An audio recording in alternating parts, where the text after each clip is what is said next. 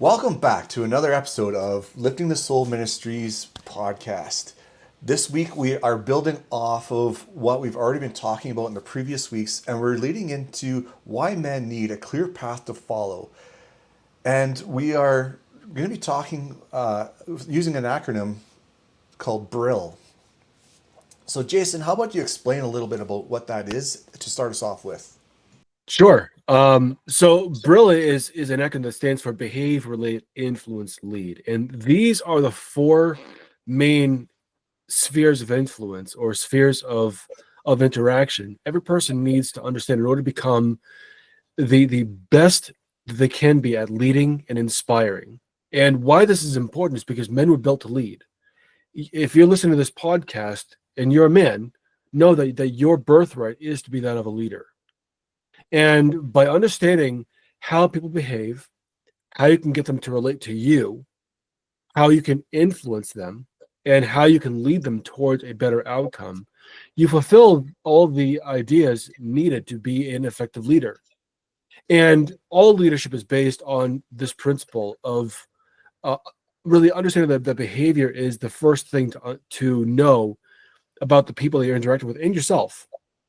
Once you understand why people act the way they do, you no longer are frustrated with them because of what they're doing. You begin to understand that there's a reason why people do. In fact, one of the things that I cover in this program is the laws of behavior. And one of those laws of behavior is everyone does something only when there's a reason to do so, even if that reason is false or imagined. And what makes this so powerful is by understanding that people are going to behave in a certain way, and they behave in that way because there's a reason behind it, you begin to give people more grace. You no longer judge them based on what they're doing. You become more curious. And curiosity is one of the greatest ways to build understanding. And the understanding builds trust. And trust really is the foundation of all leadership. I agree with you 100% with that. You know, like what we've been talking about and leading up to in everything that we've been doing in these podcasts so far has been talking about ways to build that trust through through creating an environment of safety, through understanding what true respect is, and everything else. And when you talk about behaviors and stuff like that, it really starts with learning our own behaviors as well, and where some of those leadership gaps are, and how do we recognize where these gaps are in ourselves, and then transfer that to, okay, now we know, like for instance myself, you know, there was a part of me that knew I had to step up, but there was part of me that knew that I wasn't leading in the home in the way that I should have. But I really struggled with that because I was that people pleaser and all that other kind of stuff. Can you explain maybe some of those other maybe leadership gaps or other defaults that people kind of go into, and then and how you need to recognize your own behavior first and then lead into the behavior of others? This is a great question. And this really is the foundation of everything that I coach in this program. So the first thing that everyone has to develop is self-awareness. Without self-awareness, nothing happens. And it's great that you talked about how developing the leadership qualities within oneself, because without understanding that, there's no way that you can understand anyone else. It goes back to the idea that everyone behaves pretty much the same way. And we all react in relatively the same process. We have the exact same process of how we react. So by understanding how you interact, how you react, and how you respond to certain things, you can then use that to create an understanding of how others react, interact, and respond. And that's what gives really the helpful understanding of being able to deduce why people are doing what they're doing. You first understand yourself by understanding how you are reacting to things, how you are responding to things, what your thoughts, feelings, and beliefs are that build the decision makers that then cause you to take action. You create a path to be able to understand how people do the exact same thing, because we all work on that same principle. We all have thoughts and feelings, which create certain beliefs. Those beliefs trigger certain decisions, and those decisions lead to certain actions. And That's really all that it is. And when you understand that you are doing this, you can help. It helps you to understand why other people are doing what they're doing. There was a thought and a feeling that created a belief that led to a decision that led to an action. And by understanding that this is all that it is, it really helps to take the weight off of you of believing that there's something wrong with you, because there's nothing wrong with you. You are doing exactly what you need to do. There's a reason why.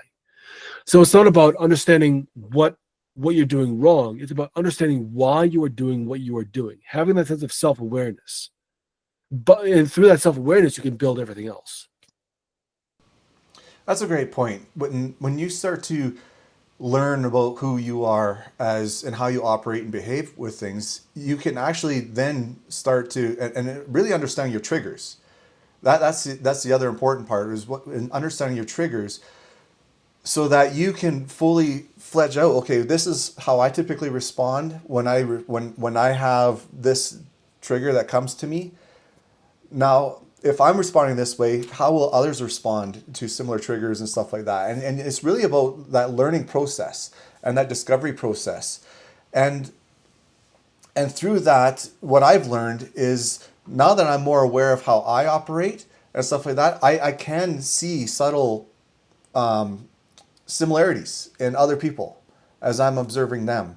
And and that helps me to one be more empathetic towards them and have that grace and compassion. And two, it helps me to not take things on as something personal for myself, as in like, okay, I've done something wrong, or I am that or I am in the wrong in some way, or I'm just not good enough, or whatever.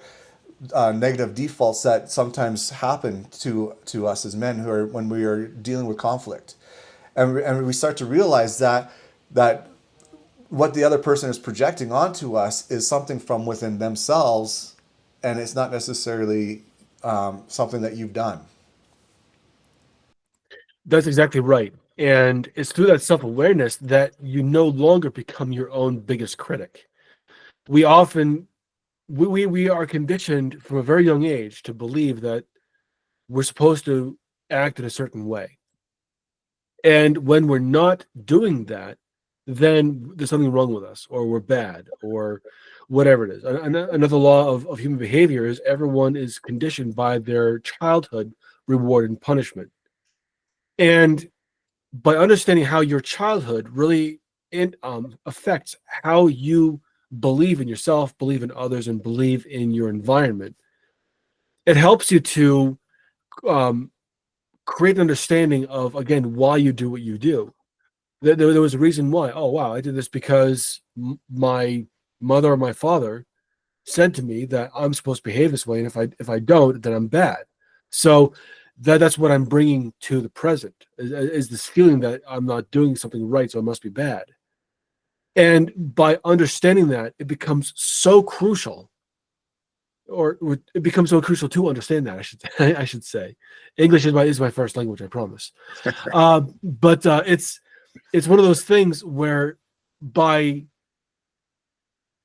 owning that sense of, yeah, this is what I'm bringing with me, and I can choose to um I can choose to indulge it or not. That's what the power is in the ability to choose to continue doing something or not, and knowing how it's going to affect you either way. Yeah, and that's huge. And the great thing about having this self awareness is now it's something you can build off of. It's not something that like as Jason was sharing, as I'm implying, is it's not that there's something necessarily inherently wrong with you or you're a bad person or anything like that.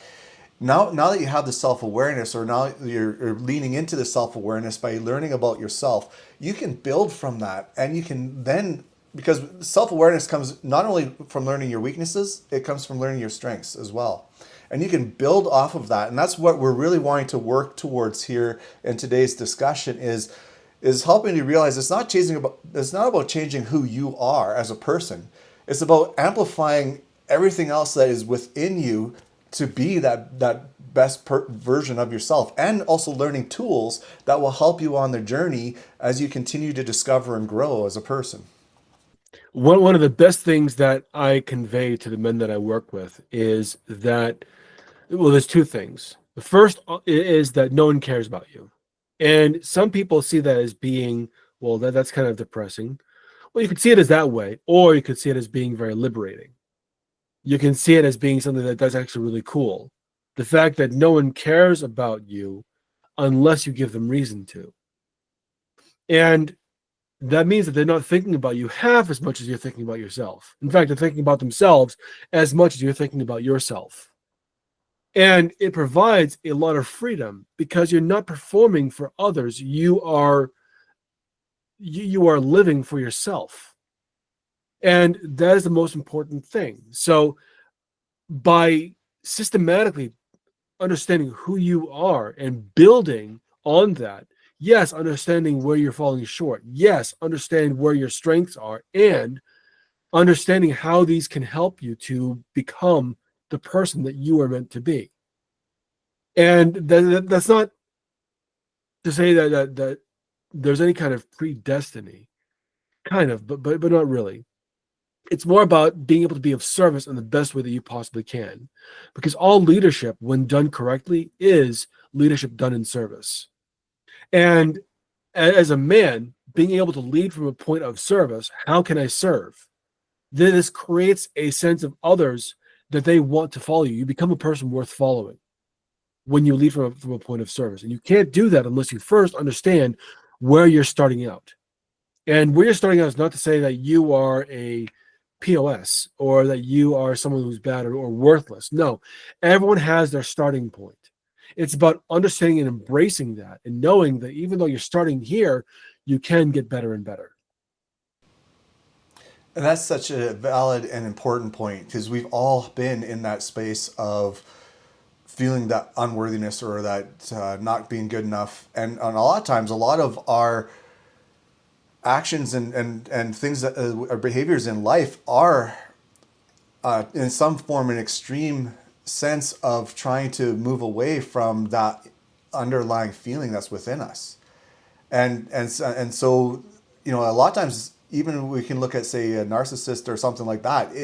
Even though they have some interesting mentalities around the way they see themselves, a lot of it can be derived to fears of how they look at themselves, and so they project these negative traits towards others and stuff like that.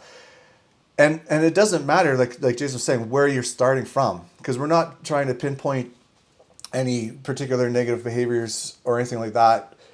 It's okay taking a clear look at where you're at now and moving from there.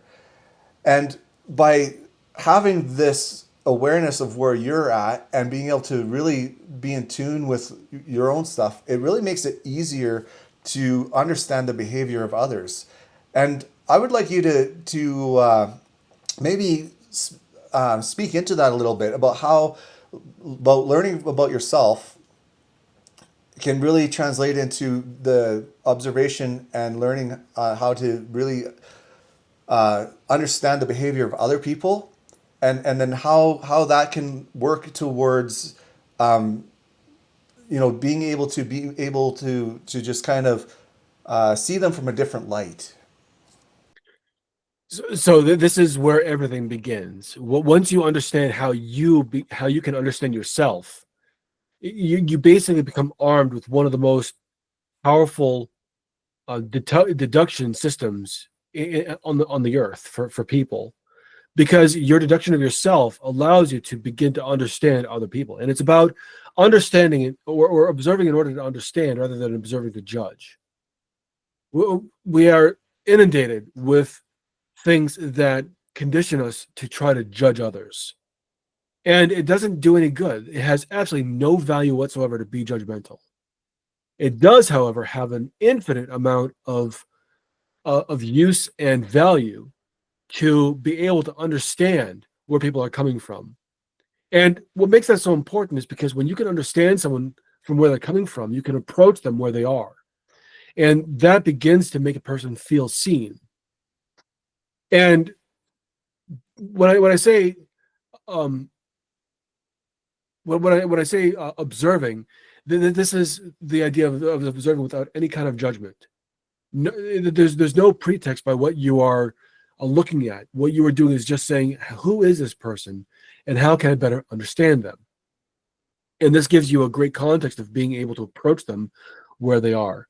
A really great example of this that happened recently. The last day of Stampede, when here in Calgary, we have this thing called the Calgary Stampede, and it's exactly what you think it is. It's basically a rodeo with a midway, and it's also a time where people love to party. So I was at this one place called Wild Horse Saloon. It's basically two parking lots that are converted into an outdoor bar, basically with a bunch of bars and music and all kinds of other stuff. And when we were getting ready to push people out of the tent, saying you don't have to go home, but you can't stay here, there's this one gentleman that was basically on his way out and said, "Oh, I gotta find my boys," and like, and by boys he meant the guys that he was with. And so I'm like, you got to leave. Come on. And I had already had way enough. Babysitting drunk people is not a pastime of mine I really enjoy, but the money was good. So I was escorting him out, and he was being a little bit resistant. So I misread the situation by thinking, oh, he's just being a belligerent drunk. And I put my hands on him to escort him out, and he did not take that well. And had I taken a moment to just kind of step back, if it was within the realm of possibility of doing that in that moment, I don't know if it was or not, but we'll assume that the way that I responded was the way that I was meant to respond, because it's how I responded. But if I had taken a moment to just kind of look at what he was doing, how he was acting, realizing that he wasn't really that drunk, he was enjoying himself, but he was enjoying himself responsibly. And he really did just want to go with his guys. He wasn't one of those other people that was just looking for an excuse to stay. That's not what he was doing. I probably would have dealt with him a lot differently. He wouldn't have had a chance. He wouldn't have had the sense that I was disrespecting him, and that he had to react in a certain way. And it probably would have made things a little bit better. So being able to read a person because you understand how they're behaving is critically important, because that opens the door for you to be able to approach them where they are and how to interact with them in a way that they will appreciate. That's a big observation to make. Even in a short and heated example of what you're talking about, and it's not about being perfect either in the situation, because it is possible to misread a situation. But the more you practice being on the observer side of things, and looking at how people are getting to know people, especially when we think about our spouses, right? Somebody that we've been with for a long time. The idea is over time you kind of should have a better idea of how that person responds to things on a more regular basis, based off of your long-term interactions with the person. And say, for instance, you're getting into an argument and stuff like that, and coming from that observer standpoint and understanding their behaviors and stuff like that, you can, in that moment, probably have a more intuitive ability to step back and say, okay, where is this energy coming from? Right? Where's this anger coming from? Where's this frustration coming from? Is it because there's certain things going on at work, if they work, or is there something going on at home, or is there something that has happened in the family, or is there, is it an emotional time because of the monthly cycle, and all these other different things that can influence a person's behavior. And so having that awareness, and then and being able to take that step back in the moment and saying, hey, okay, to myself, okay, this is what's going on. How can I then respond to the person in a way that will create that safety and trust in the moment, and not take it on as being something like a direct attack on you, or that they're just acting in some illogical way and judging them on that. Well, now we're touching on one of the most important parts of the Behave framework, is the ability to understand how to um, deal with conflict and to negotiate it and to resolve it. And this goes into what leadership for men really is: the ability to resolve conflict in order to reach a shared goal. And by understanding yourself, you do have a better chance of being able to understand someone else and where they're coming from better. You don't have all the answers because you're not a mind reader and you're not supposed to be. But at least you have a starting point of where they're going. And this really goes into the idea of relate, which is the second part. And relate isn't necessarily so much about you being able to relate to them. Relate is more about creating the right circumstances where they want to relate to you. And this is a little bit of Jedi trick, or Jedi mindset or whatnot. I'm a nerd, so I like Star Wars, and the idea of being able to speak and interact with someone in a way that makes them more favorable to interact with you.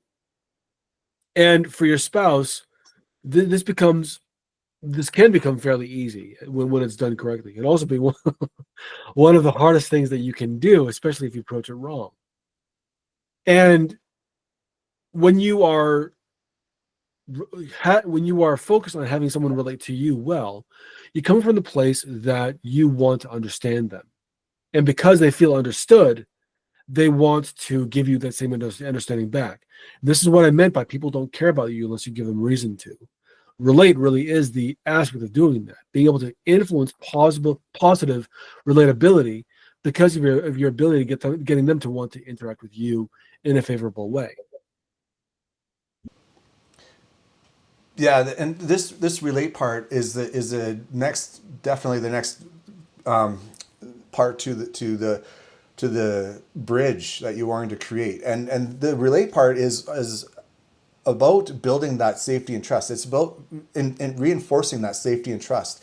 It's about not it's not about accepting abuse or being a people pleaser or anything like that. It's about, but you still have to be able to open yourself up to the person by understanding them without that judgment, to create that environment that says, you know what, I am a safe place to come to when you have these things going on in your life, or even if you do have a disagreement with me, or there is something that I've done that has caused an irritation in your life, that there's still this safe place that you can come to me to feel confident that, one, I'm going to listen to you with with intention to hear you and understand where you're coming from, and not just get all defensive and all that other kind of stuff. It's about this is the part where it really starts to build that relationship, because you are really intentionally leaning in to to the person, so that they can feel seen and heard, in whether it be a conflict or whether it actually even be in sharing a joyous moment together. Yeah, this is definitely the part where you begin to communicate effectively. And the way you do that is through understanding what they're presenting, both in their speech, in their tone, and in their body language. This is how you really help. This is how you create that relatability for them. Is understanding where they're coming from, asking the right questions, making the right inferences, and listening to what they have to say in response. People want to be understood. And when you take the time to want to understand them, their resistance goes down, their agitation goes down, and they begin to speak more with intention rather than emotionally react. And this is a beautiful place to be. Yeah, I agree. Is once you get this kind of a foundation built, and it takes the tension down so many levels, especially when there is a conflict. Because I don't know how many times, to be honest with you, I've been in a conflict and the tension rises up, and my original default was to shut down emotionally. And that was the worst thing that I could do, because it didn't create that safety and trust, because now I was disconnecting from the conversation, and I really was not engaging at all with what my ex-wife wanted or was wanting to be heard. She felt unheard. She felt like I wasn't caring, and and she felt that disconnection. And at the same token, I was feeling it too, because the more I would shut down, the more aggressive she got, and it just created that bad cycle. If I was able to, in the time, to be able to take a deep breath, understand where she's coming from, listen with that intention, and be able to provide feedback through what I was listening and stuff like that, the tension would have come down in the argument, or in the confrontation, and we would have probably been able to. Well, we would have more likely have been able to sort through a lot of those things in a lot easier and calm manner as a result. That's a really good example of how relate becomes a purposeful tool, because the more you focus in on someone and the more they feel like they're being focused on, they feel like they can offer more of themselves.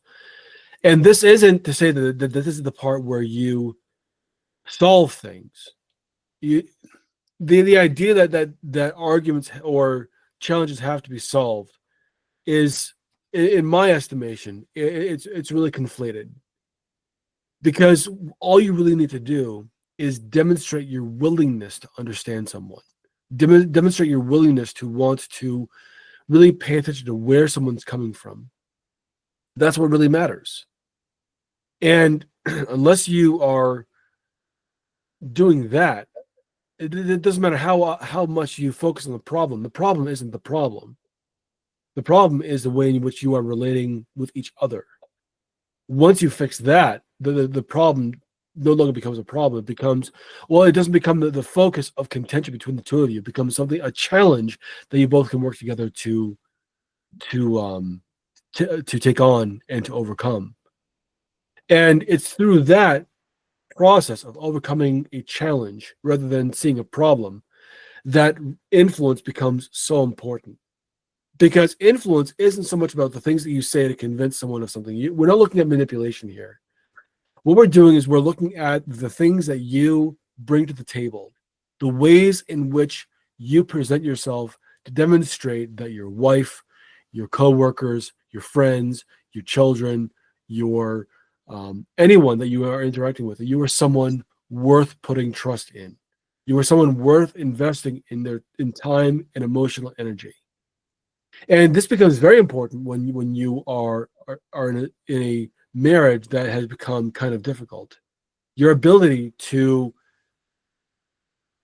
become someone who is worthy of being followed because of your presence, because of the statements that you make or the questions that you ask, the ways in which you lower resistance, also known as reactance. Reactance is just a word that means the resistance to do something someone says that you should do. It's a reaction. Someone reacts to you and they say no. Being able to lower that and get someone to want to trust your way of moving forward. That's really what influence is all about, is understanding how you present yourself and what you are responsible for, so that others who see you see as someone worthy of taking serious. If I hear your understanding correctly, when we move into this next part of influence, it's these first two, like understanding the behavior, becoming relatable. The influence is actually kind of almost a natural byproduct. It's not something that's forced, because you've now created that by being observant of how you are able to see people through a non-judgmental lens, being able to understand their behaviors, being able to relate to them, by creating that safe place, by living in that space of integrity yourself, and through that service that you talked about, like making the person feel like they are important, and that what they have to share is valuable. That will play a role in them, that will give that natural, okay, I'm safe here, I can trust this person, This is somebody that I can now actually follow naturally. Yes, to a point. So to say that it's a natural byproduct isn't exactly correct, but it's similar. It's along the same vein. So to understand influence better, it's better to understand what leadership really means, because understanding leadership really helps you understand how to influence. So many people look at leadership as being something that you do because you have to take authority, and that's probably the most incorrect way of looking at leadership. Leadership is not authority. Leadership is responsibility. And when you understand that your ability to lead has to do directly with the responsibility that you take, taking responsibility for what you have to take responsibility for. There's 5 spheres in within influence, 5 spheres that you have to really become adept at being responsible for. And it's through that responsibility that you take that others give you authority. Responsibility is taken and authority is given. So in the context of a marriage, let's say that, yeah, you've been able to understand behavior and get them to want to relate to you. Relatability is not trust. Relatability is the first process to creating trust, but it is not trust in itself. All it is understanding that you are someone worth paying attention to. But whether you're someone worth following or not, that depends on how well they see that you have taken responsibility for certain spheres of your life. And by demonstrating that, and by demonstrating a sense of confidence, not egotistical confidence or um, bravado, I mean, actual confidence that is built on understanding what you must take responsibility for and your ability to take responsibility for that. This is where people say, okay, I can give them the authority to lead me. And I am willing to follow. I am willing to trust the fact that they're going to lead me where it is going to, that they're going to continue making me feel safe as they lead. So this is the beginning of the trust creation process, where relatability is more about relate is more about the ability for others to see you as someone worth paying attention to. Influence is more about understanding that this is someone worth following.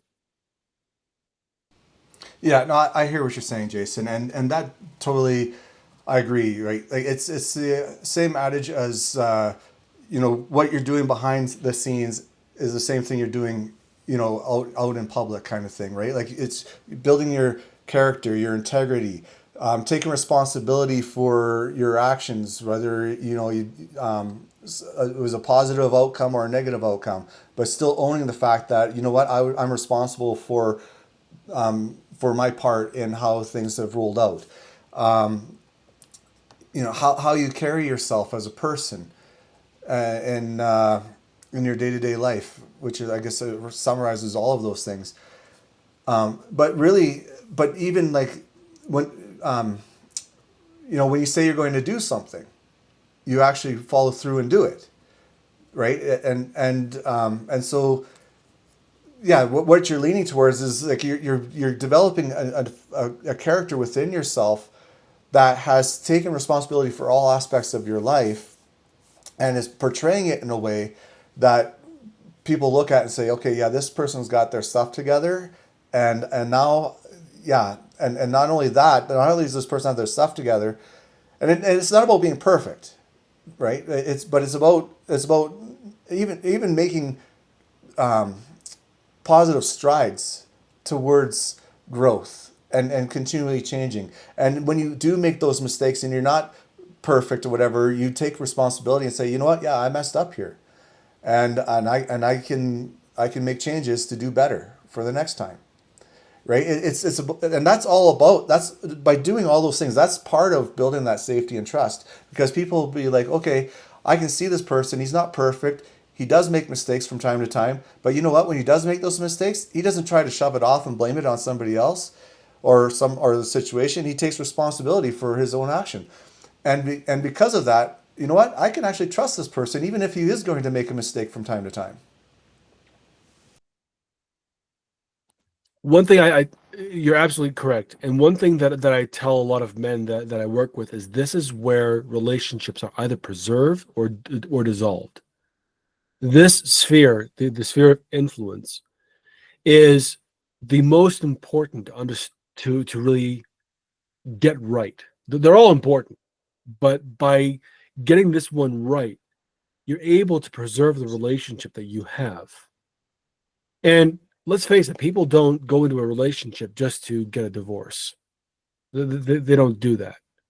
And by helping someone understand that this marriage is worth preserving, this relationship is worth investing in, you create that confidence in someone that they can follow you. And that's what influence is all about, is inspiring them to want to continue moving in the same direction that you're moving.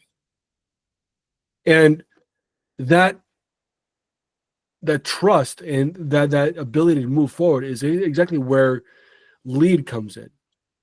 And lead is probably one of the hardest ones to understand, because it's no longer about just the aspects of how you interact with someone. It's how those accumulated interaction points, the understanding behavior, the ability to get someone to relate to you, and the ability to use responsibility to gain authority. That's where it is all put into practice through lead.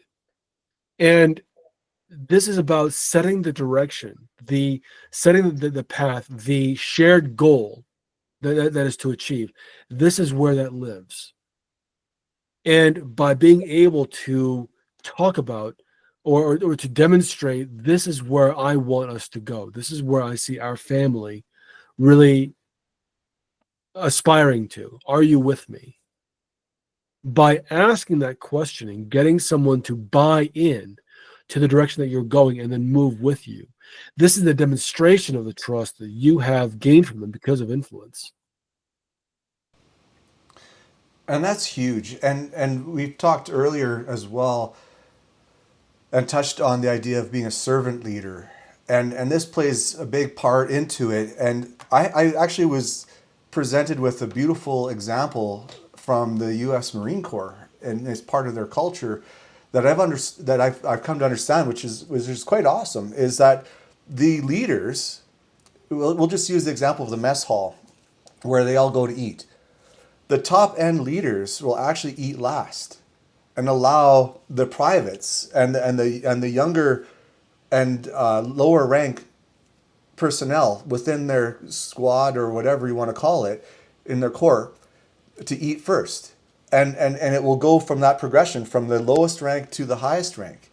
And what that does is it shows that, you know what, these people at the lower end, they need to be sustained. They need to have all their equipment and everything proper and all that sort of stuff, that they are important, and that, you know, my rank doesn't give me some sort of entitlement.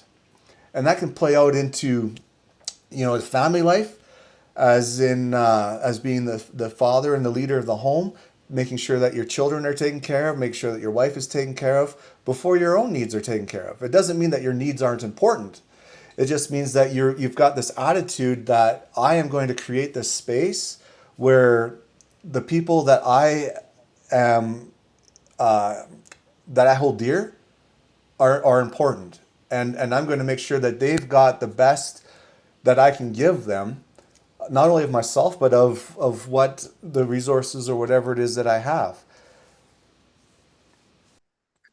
So what makes this so important, what you're talking about, is the why leaders do this, and why it's important for you to have a similar mindset, not the same but very similar. In a fight, let's go into the military. In a military action where there is direct action, like with Marines are trained for combat. The ones who are doing the fighting are the enlisted, the privates, the corporals, lance corporals, sergeants. They're the ones who are actually doing the fighting. They are fighting and they are leading the troops to do the fight. And the commissioned officers, like the lieutenants, the captains, the colonels, whatever, These are the ones that are planning the fight, that are planning the action, because there is a specific goal to meet. And so a military officer, a commissioned officer, is going to ensure, a good one anyway, is going to ensure that his platoon or his company, his battalion, is going to have exactly what they need in order to get the job done. And so their job is to take care of their stakeholders. And their stakeholders are the ones on the front line, the privates, the corporals, the lance corporals, sergeants. And by ensuring that they are taken care of, they are being of service, and they're taking care of their own needs as well. They're ensuring that their troops are fed, they have ammunition, they have all the right equipment, they have everything that they need to guarantee the most effectiveness, not to guarantee success, but to guarantee the most effectiveness that they can manage. And as a man, your job is to ensure that your family reaches the objective, reaches the vision that you have set for your family that they have bought into, especially that your spouse. Children are going to go along because they require parents to survive. And that's a good thing. And so really, it's you and your wife that you see your partner as your co-creator. You have set the vision, and she's the one who's responsible for ensuring that the vision is accomplished with your help. And as you make decisions, it is all about the goal. It is not about the personal needs, it's about the goal. But here's the kicker. By ensuring the goal is met, you are also assuring your own needs are met.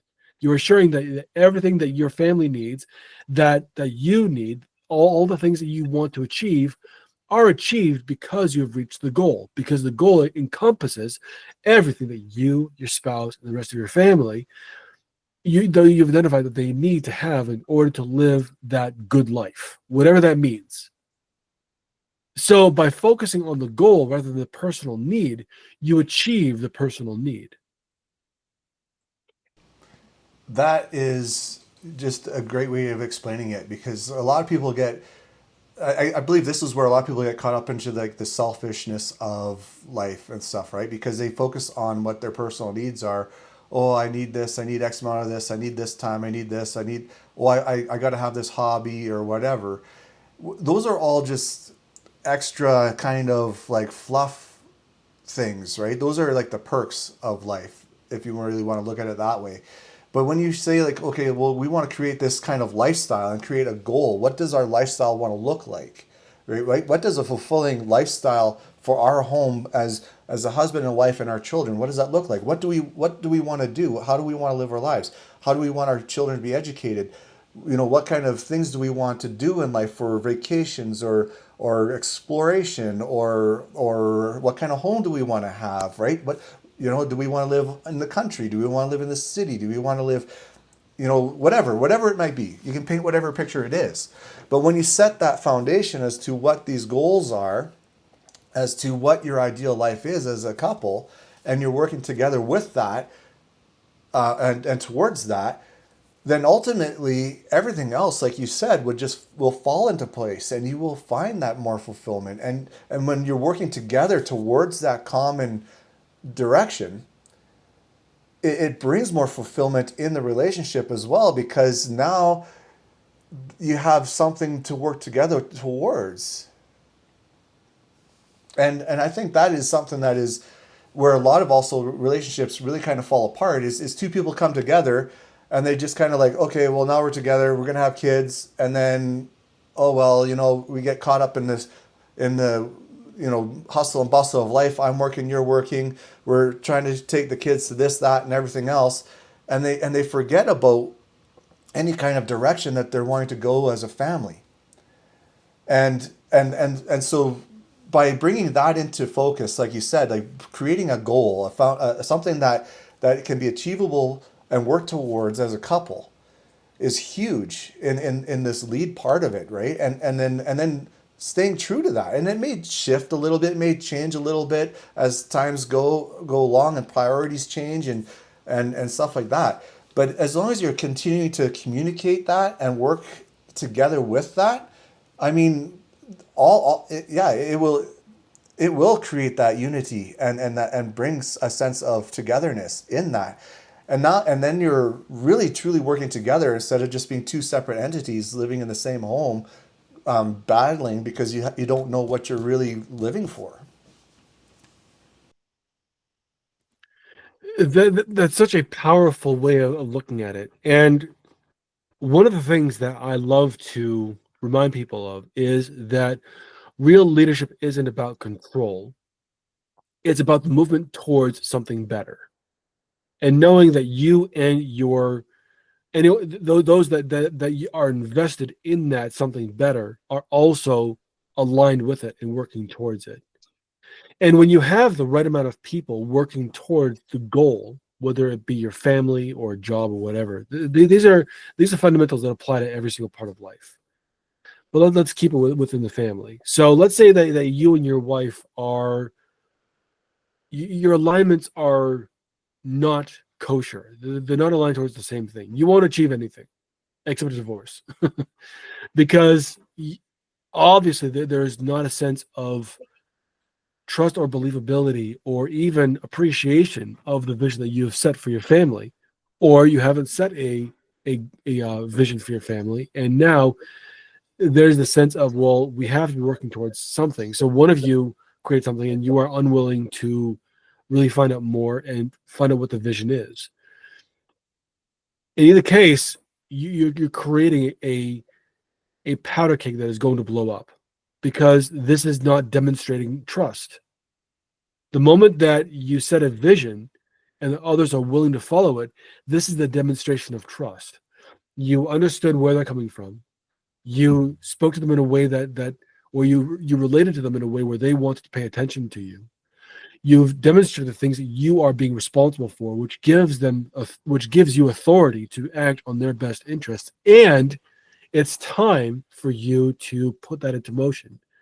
Put the action where the talk is, and really demonstrate that you are moving in this direction that others can follow. And as you and your partner are co-creating this reality, there's no way that you can't succeed if you're both working in the same way, moving together. You create a force of magnetism that becomes undeniable. And this goes back to the principle of when two or more people are together and they focus on the same thing, they create a movement. And the movement is depending on the amount of people that are involved.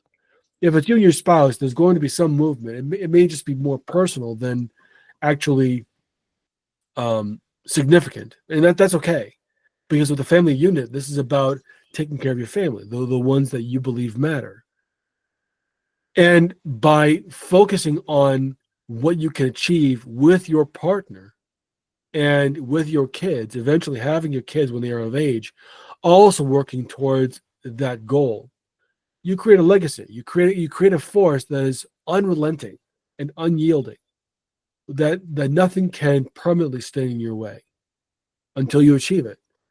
And it's really important to understand that this is not something that you just do once. This is something that is really cyclical. You use it all the time, because once you reach a goal, it's time to really reevaluate. Okay, we've reached this benchmark. Now what? And you're always moving. You're always either moving, you're spiraling upward or spiraling downward. And in either case, you are constantly reevaluating behavior, relationships, influence, and leadership, as it should be. And the more that you approach this, the more that you use this system to create the dynamic between you and others, to create the next opportunity, the next milestone, the next thing to reach, you'll realize that you've created a family, you've created a relationship that where both of you have a love for each other that is not emotional. It is more about understanding that, yes, this is where we are going. I trust my partner trusts me. And because of that trust, we are moving to make significant changes. And that's huge. And you bring up a good point there where, this is not a one and done thing in life where okay, I'm doing this, we've got to this point and we're done with it. It's something that that has to be continually looked at and evaluated and used because life changes, things happen, time goes on and experiences are different, and as you're growing, the things that you're learning and moving towards will change as well. And that is and so to have the idea that okay, I got to constantly be learning new things about my partner, my spouse, my wife, because yeah, there might be something that happened in their life that might shift how they behave towards things or how they respond to things. And so you have to constantly be, you know, able to read into what's going on in somebody's life, which then creates that, and then from there you can continue to build that relatability and continue to strengthen that relationship, which then continues to, and then as you continue to grow as a person, as you continue to create more strength, I guess you can say, in your life as you grow in the areas of what that you needed to work on and stuff like that. There might be other areas that you were blind to that will all of a sudden surface, and so then you need to work on those and stuff like that. So it's something that's constantly going to be worked through your entire lifetime. It's not something like you said. It's just going to be one and done. It's something that's going to be constantly looked at. It's cyclical, and that's the beauty of it. And that's what keeps life interesting in itself. Is if life was always the same, we would get bored and we would get complacent and we would just kind of fall apart. And so having that dynamic of life and these conflicts or maybe it's a health thing, right? Like all of a sudden, yeah, boom, you're dealing with a health issue that comes out of nowhere, and it could even be a terminal thing, right? By continually working through these 4 points, learning to behave, the behavior, how to relate, how to influence, and how to lead. It doesn't matter what arises in your life. You'll be able to work through them together as a couple. And that's the most important takeaway is the problem or the challenge really doesn't matter. It is just an opportunity to exercise better ways of understanding behavior, better ways of getting others to relate to you, better ways of demonstrating influence, and better ways of being able to lead. And the moment you stop using this is the moment that you say that you're done growing or that you're done um, leading. And I don't know of anybody who would want to say that, knowing that the success that they've had. There's no resting on your laurels. This is something that you do all the time until the moment that you depart this world, as it should be, because the way you lead in one way is the way you lead in all ways. And by understanding that your duty as a leader, because you're a man, it comes from you being a man, and you're a man until you decide that you're not, nor until they put you in the ground. And in either case, the your decision to lead or your decision to stagnate is going to create the dynamic others see from you as well. That's a lot of great points there, Jason. And yeah, we really need to encourage that more in men in particular. But this could really actually help anybody in life. And today we really just want to encourage you to just pick one to begin with and start from there and say, well, okay, where can I make a difference in my life? How can I change what I'm doing right now in one of these 4 areas, whether it be become more aware of your own behaviors or how another person behaves and reacts, or how you can become more relatable to a person in regards to how you listen to them with intention, or other things that will help create that relationship bonding, how can you be of an influence, right? Is there things in your life where you need to be like, okay, well, you know what, I need to do better in this area, where I can, show more integrity and take more responsibility for the things that I'm doing in my life, or the leadership part, right? How can I lead better? And by taking any one of these, and even just giving some effort into one of those areas, and then build on that, what's already there within you, what's already there that's innate within you, you'll start to notice big things happening in your life. If it were me and I were first starting out, in order to with this process, the one thing that I would probably do is I would probably look at how I relate to myself.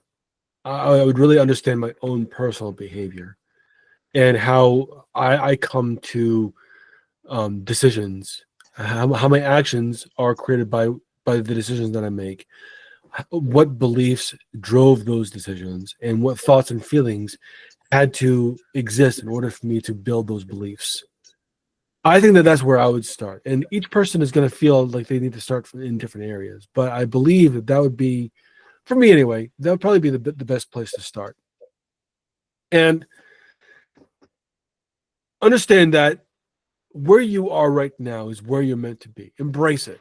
And know that you already have everything that it takes to really develop this mindset. You may not have the formula, but that's because that's why Jason and I are here. You may not have all the steps, but you can talk to us and find out how to create those steps and what that looks like. And understand that you already have what it takes. You may just need the information, but you already have the intention. It's really important to take that intention and create action. Because intention without action is just a dream. That's a great point, Jason, and I agree with you. Like that's personally where I've had to start with myself too, was in the behavior. Become more aware of who I am and what I'm doing and what makes me move. Without that, I wouldn't have been able to move forward to where I am today. So I just want to briefly take a moment to say thank you for watching this or listening to this, and I want to encourage you to hit the or the subscribe button and share this with people that you feel could really use this message. Because the more we get messages like this out there, the more that we can serve others, the more that we can help others. It's a beautiful thing, and that's what Jason and I are here to do. We want to create a platform that is to serve and help others, especially men, to grow not only within themselves, but to be able to develop strong, healthy relationships and become those strong, compassionate leaders in the home that are worth following, that are worth building, or that will build legacies within their families and within their communities. So thank you again, and until next time, much love.